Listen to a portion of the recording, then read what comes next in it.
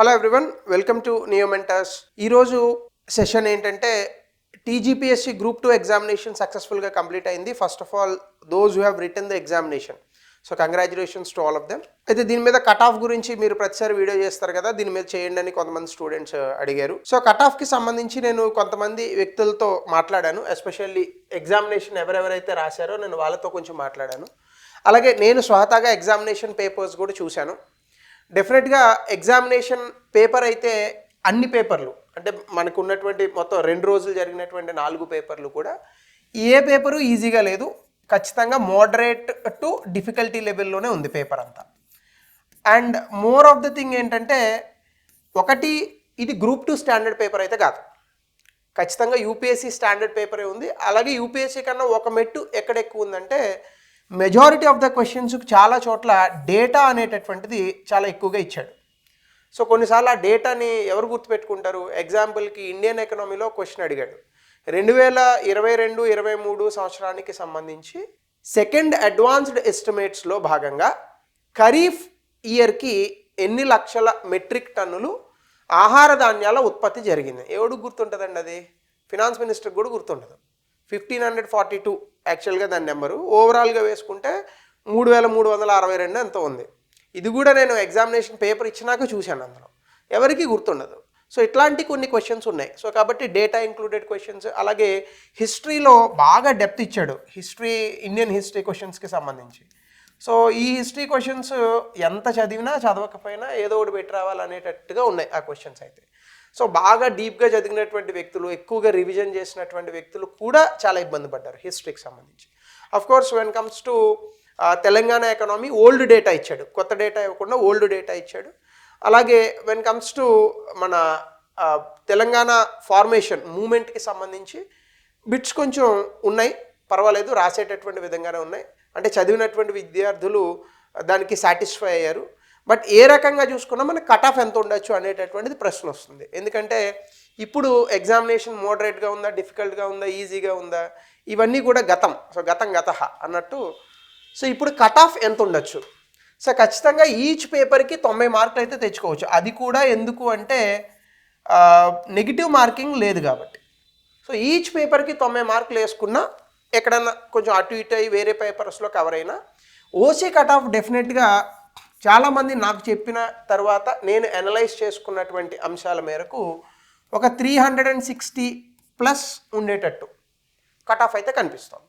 అంటే మొత్తంగా మనకి ఉన్నటువంటి పేపర్స్లో తీసుకొని చెక్ చేసుకుంటే 360+ అయితే సేఫ్ అని అనిపించింది.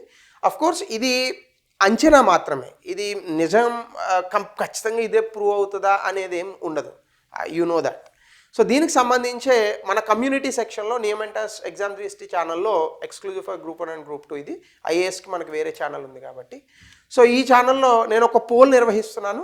మీలో ఎక్కువ మంది ఈ పోల్లో కనుక పాల్గొంటే ఎవరికి ఎన్ని మార్క్స్ వస్తున్నాయి అనేది ఇంకా కొంచెం బెటర్ అంచనా వేయడానికి అవకాశం ఉంటుందన్నమాట. నేనైతే ఒక 20-30 మంది స్టూడెంట్స్తో మాట్లాడి ఉంటాను.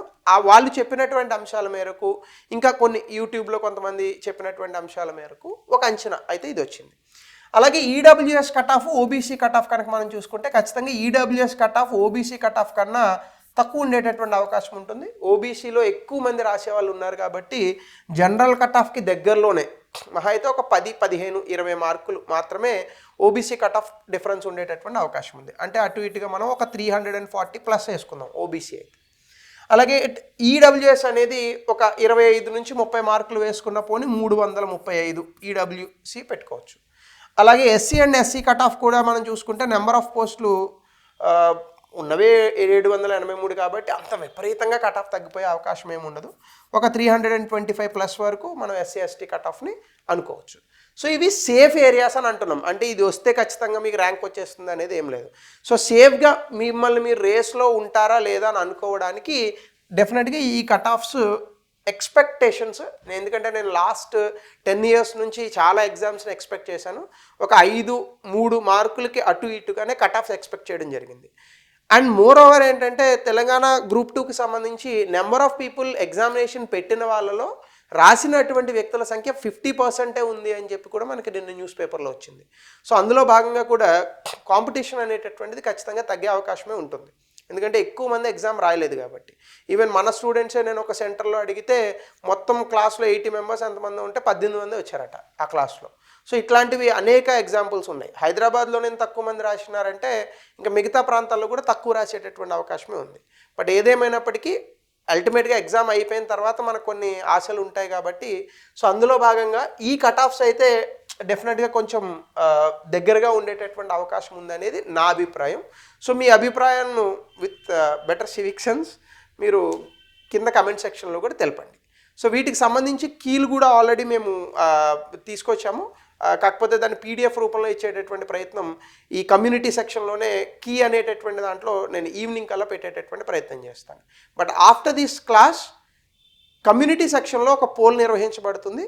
ఆ పోల్లో మీరు పాల్గొనేటటువంటి ప్రయత్నం చేయండి. కాబట్టి మనకు కొంచెం బెటర్గా తెలుస్తుంది. సో ఎక్కడైనా కొంచెం ఈ మార్క్స్కి దగ్గరగా వచ్చేటటువంటి అభ్యర్థులు ఉంటే కొంచెం సాటిస్ఫాక్టరీ లెవెల్గా ఉంటుందన్నమాట.